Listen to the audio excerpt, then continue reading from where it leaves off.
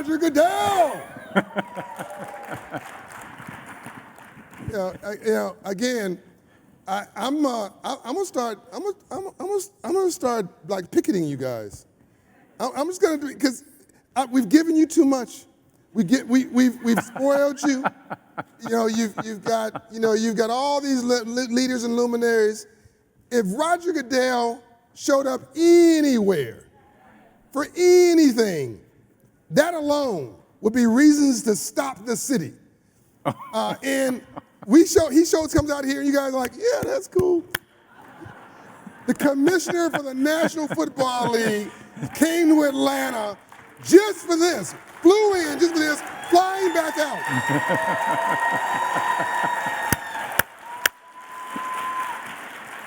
It's true. It's true. I called you, and your team said that understandably, you weren't available. You had to be in another city. And then you called me. It was a blocked number, and I'm like, I don't do 1-800 numbers. I don't owe nobody no money, and I don't do block. I didn't call from an 800 number now. No, you called from a block number, and it was a block number, and he said, "This is Roger." And you said, "Is it okay if I still come?" I was like, "Is it okay?" He said, "Well, I gotta move my schedule around. I gotta fly somewhere else, but I'd be honored to do it." And I'm like, "My God, we'd be honored to have you." And it is important to me because I wanted making a case for optimism in the largest and most prosperous economy and most vibrant democracy, even with all our problems in the world, where you can go from nothing and homeless where I was, where I saw murders, 2 murders where I was 9 years old, to being on the stage with Roger Goodell and advising presidents, building a company organization, and all the heroes and sheroes who are here who come from humble beginnings. I don't know any place else in the world where this is possible. With all our problems, it still is an amazing place. And I think it's important to celebrate leaders who are doing it right.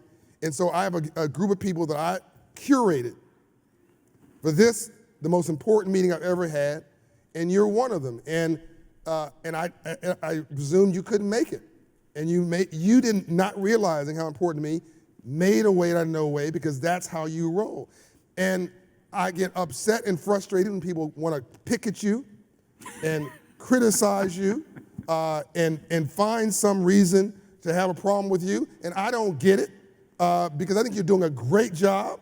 And I see what you're doing behind the scenes, empowering women, empowering minorities, standing up for the underserved. You brought us into the NFL with, I want you to talk about the program, and made sure we were resourced, us and other nonprofits, gave us a stage, put us into the Super Bowl. I mean, gave us equity, then gave us access to the teams. All this stuff that nobody sees, I call social justice through an economic lens. And when I came to you to sit with you in New York, trying to figure out why or how this happens, because it didn't make any sense to me, and you and I bonded immediately when we met. It made sense when I understood your father. Your father was a United States Senator. Roger, tell him a little bit about your dad and what he did in the 60s, et cetera.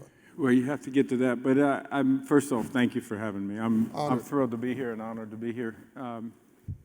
My dad was a U.S. congressman in the 60s, and then in 68, when Robert Kennedy was assassinated, he was appointed U.S. Senator from New York. Slow down. By Governor Rockefeller. When Bobby Kennedy was assassinated, your dad took his place? That's correct. He was appointed by Governor Rockefeller in 68.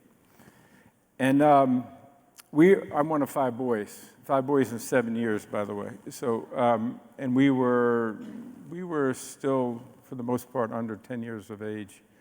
And I remember my father collecting all of us in a room with my mom and said, I'm going to speak out for civil rights and against the Vietnam War. And I am certain that Just like Dr. King. I will not win the election in 1970 because there was only 2 years on Bobby Kennedy's term. And true to form, President Nixon at the time and Vice President Agnew came after him, and he lost the election. And the lesson I took from that was have the courage to do what you believe is right, regardless of the consequences. And that's what my father taught me. So that's just something I've lived with, and my brothers are fortunate to have that lesson given to us, and it served me well through my time. That's how I look at it. Do the right thing and have the courage to do it. And to be clear, Dr. King said, we're here to redeem the soul of America from the triple evils of war, racism, and poverty. And your dad and your mom were against racism. They were against the war, and they were also trying to empower people with opportunity. They were for civil rights. And so in many ways, they were freedom fighters of the same lineage as the civil rights leaders like Andrew Young, Dr. King, Dorothy Height, and others. And in this position as a congressman and now as a senator, white, privileged, successful in New York, you could have just hid. He could have just hid. He could have just gone along. He could have gone along with the party line. But he knew in advance that if he took this position, that he wouldn't win re-election. Right. And did it anyway. How much in advance did he know? Well, this was soon after he became senator, so I would say as soon as he had decided that he was going to speak out on these two issues, he knew what the president would do because he was a liberal Republican, as they called them in those days. I don't know what they call them today, but in '68, and he... A liberal Republican today would be a rational person. We don't have many of them left anymore. But the reality it is, he knew at the time when he made this decision that he was going to do this, that he would get a very strong reaction from the president of his party, essentially. And they did. And he knew the consequences of that. So, again, it was a very fundamental lesson that I think we've lived with our entire life and fortunate to have that. And is that the bones and the fiber with which flows through your body that makes you, when I look in your eyes, and I'm seeing, we're at some meeting where I'm one of very few people of color, and you make it your business to put me in front of the owners of one of the teams I don't know, or you make sure I meet somebody. Is this, I mean, trying to give people visibility, me or others, is there a connected tissue here? Why do you fight for those who are unseen? Because I think they need the voice. And listen, for us as the NFL, we have an incredible platform. And we have to use that platform for good, right? We have to use the platform to try to change our communities, to help our communities, to give opportunity, which you are so great at. I mean, you're my inspiration. You're always out there, Mr. Hope, as I call him. And there's nothing more important, ultimately, in giving opportunities to others. But I don't think I don't go out of my way to do that. I hope that's just natural. I hope that's it's who you what are. we do. It's who you are. You've embedded it into how you do business, how you operate, how you flow. Tell us a little bit about what the NFL is doing that the public may not be aware of to try to push social justice through an economic lens, through the prism of the shield of the NFL. What are you proud of? You know, I'm most proud of the fact, frustrated because we don't have as much progress as you want, right? Yeah. I mean, progress is never as fast as you want it to be. You always get frustrated with it. I do. I'm a why couldn't we do this yesterday? Yeah. But what I'm most proud of, I think, is that a lot of the initiatives that we are, as a league, that's the 32 teams in the NFL, really coalescing behind were actually the inspiration of our players. our players talked about what was going on in their communities.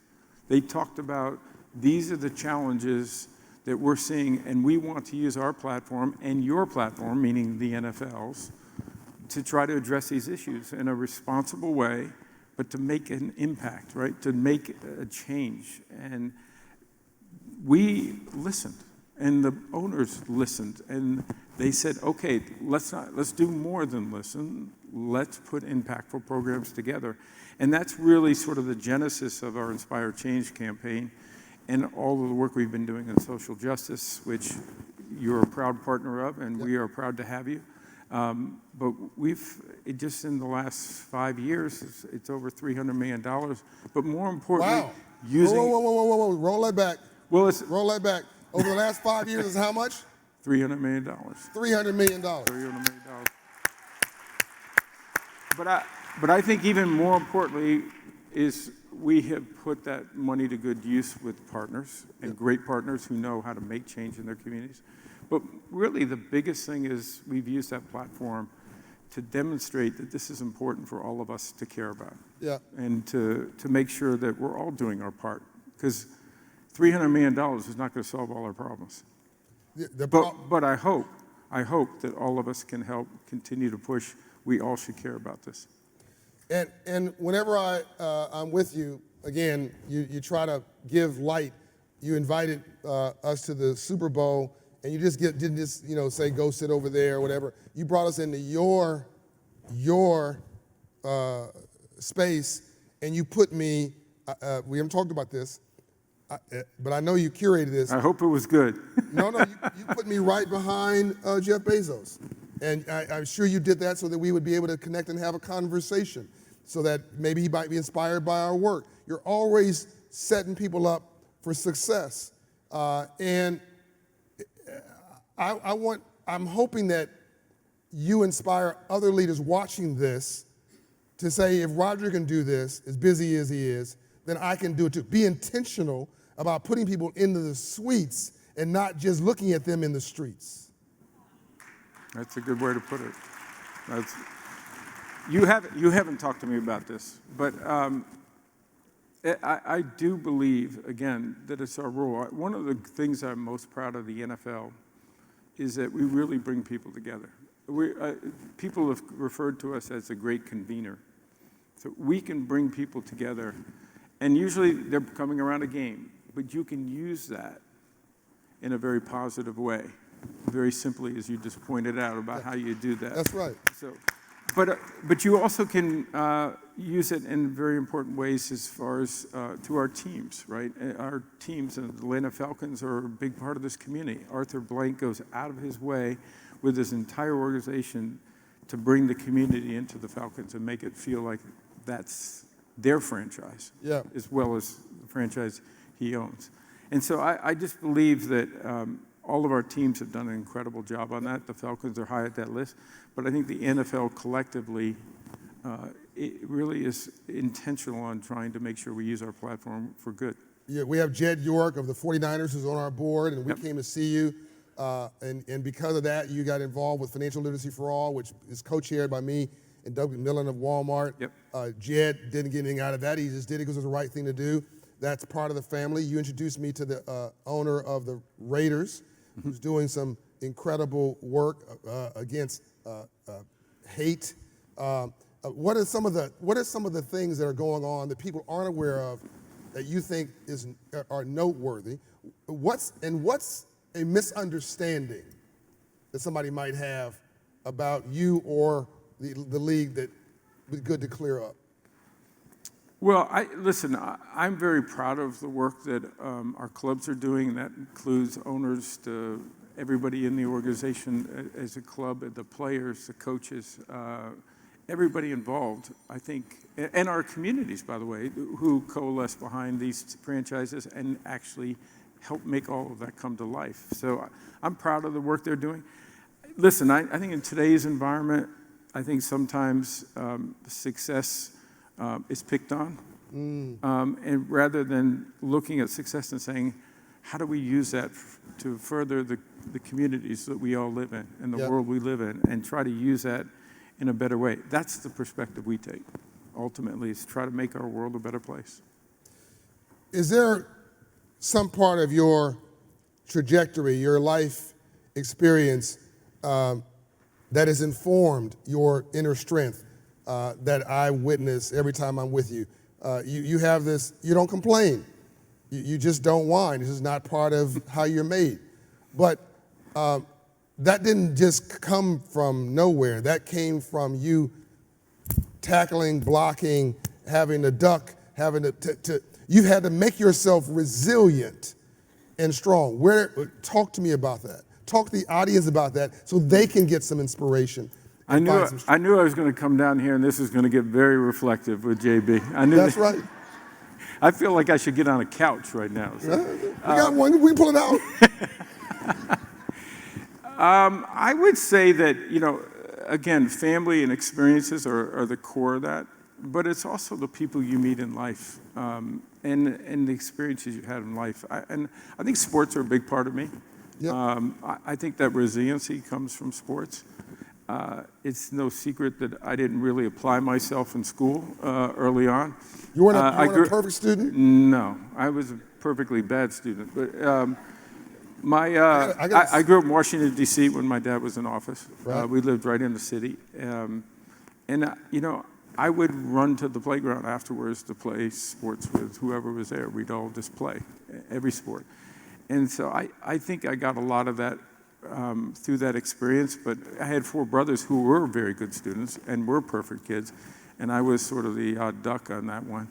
And my parents always looked at me and said, "What's wrong with this kid? What did we do wrong?" And I get it. And I finally realized when I was a senior in high school that I had to straighten up. When I went to college, I worked my tail off, and I came home with a 4.0 in my first semester. And wow. Yeah, I'm proud of that, but you'll get a kick out of my brother's reaction was, well, this isn't really a college.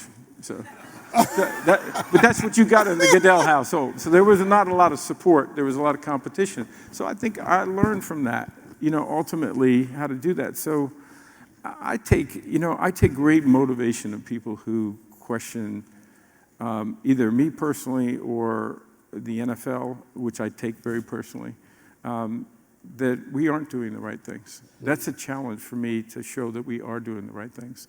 And it's not always easy in this world. But I believe it's really important to do, and I believe in what the NFL is doing. I believe in the impact. And as you've said to me many times, and I'm a follower, you believe in people, it makes a difference. Yes, I do. It makes a big difference. I do. You're stuck in this matrix. We're about to do something very special here in a minute, by the way. The commissioner is about to do something very special here in a minute. We're stuck in this matrix. Sorry, you're stuck in this matrix between one of the most popular games in the world is now being exported to other parts of the world. It's the one place where everybody comes together, the football, and don't argue. Well, they argue over the teams, but racism, it appears, gets suspended. A lot of our political drama gets suspended. Right. A lot of our social drama gets suspended.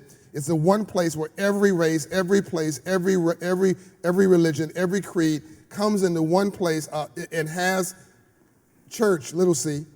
They're cheering for each other or for their team, and we're one for a moment. But to get them there is extraordinarily painful.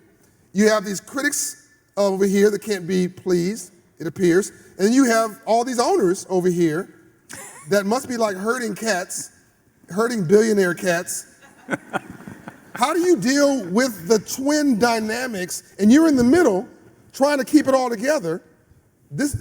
What is this? Is it a treadmill or is it a grinder? I don't know what it is, but I will tell you it's the most exhilarating, challenging thing I've ever done in my life. And I love that. I can wake up every morning and it's a different challenge. It's something, my schedule can say X, Y, and Z, but I'm going to be doing A, B, and C. And I love that challenge of coming in and sort of having to deal with that. I think the secret to it, like anything, is respect. I'm a big believer in that. Respect other people's opinions. Respect and understand where they're coming from, even if you disagree. And if you believe so strongly in it, it should be easier for you to be able to sit back and listen and say, what is it that is different about the way I'm thinking about this issue? And I call it, in some extent, is that you may have solution A, and I may have a solution B. Quite frequently, if we put our heads together and understand one another, we'll come up with solution C, which is the best solution. And so when people don't understand this about the NFL, one of the ways it operates in most of the big issues is we have 32 clubs. Each one gets a vote. And we have to get 24 of the 32 clubs to approve something. So if we do a labor deal or media deal or any big policy, and the way I look at that is if we can get 32 clubs to agree on something, it's probably a really good solution. But it teaches you a lot about making sure you put the issue out there, you do the homework, you have discussions about that, you allow people to speak about it, and frankly, they usually come to the right conclusion if you make sure you keep that North Star there, which is do the right thing, ultimately. And I think the NFL has done that consistently, even in difficult issues. And, you add the players and the players' associations, the coaches, the fans, who we get a lot of feedback and a lot of input that really has driven where the NFL has gone. Because ultimately, if you don't meet the fans where they are, you're probably going to be without a product. And you talk about global. We played 5 games overseas this year, 3 in London and 2 in Germany.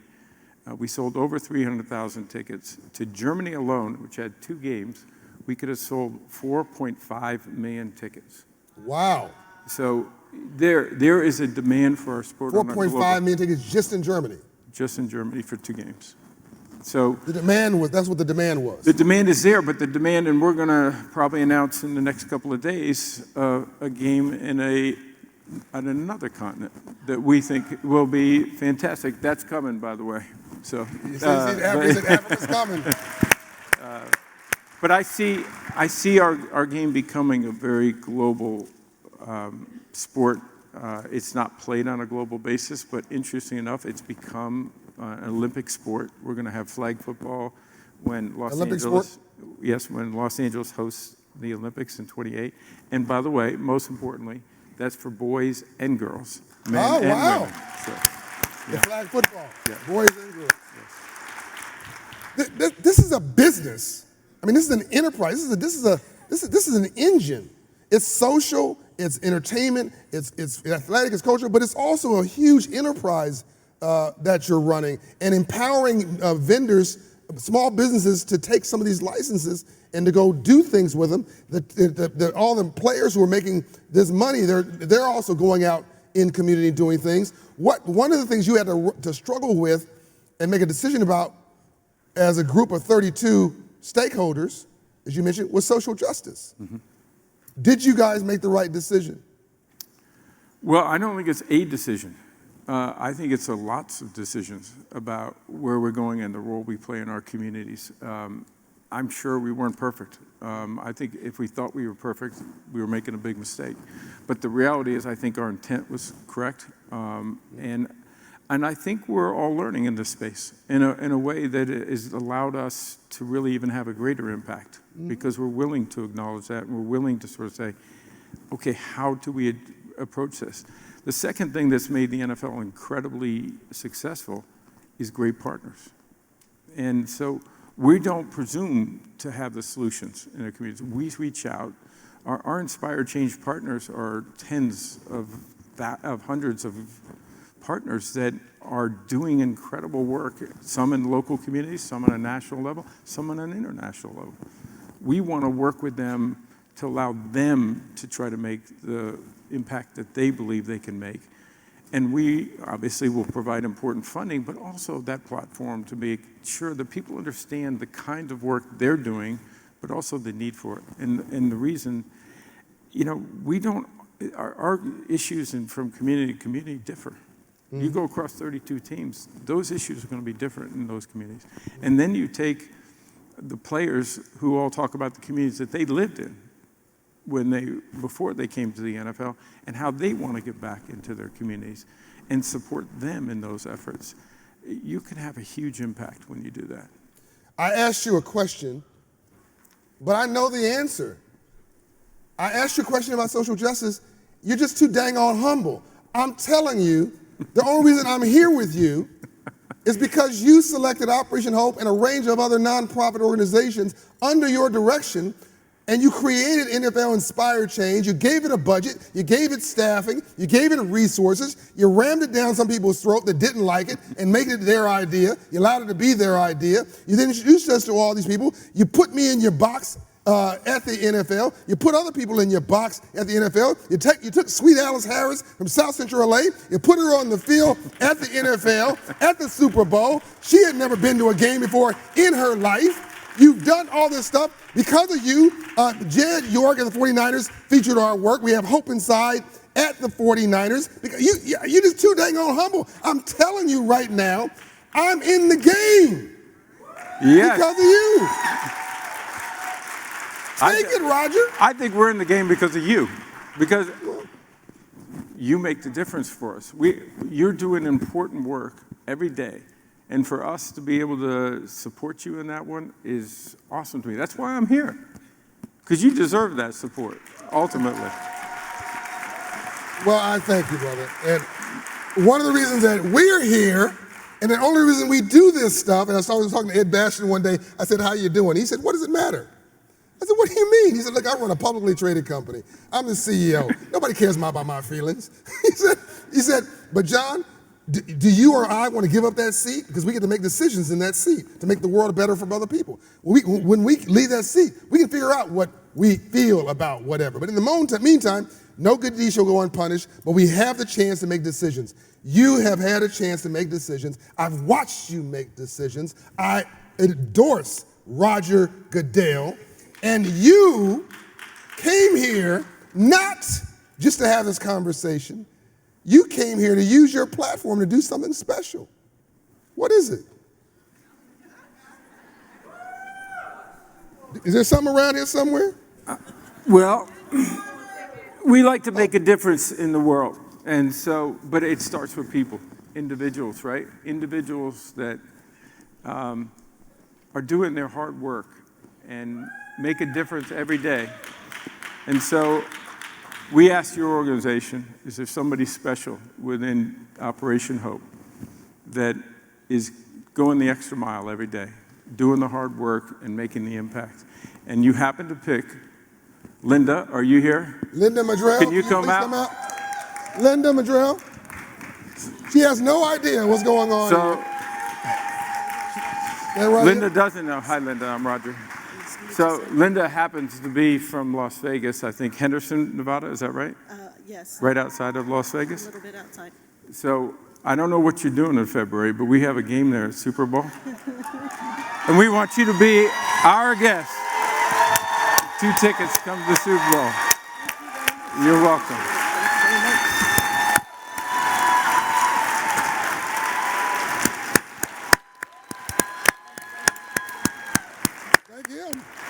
No, you're welcome. And this is why we do what we do. That's what you do with power.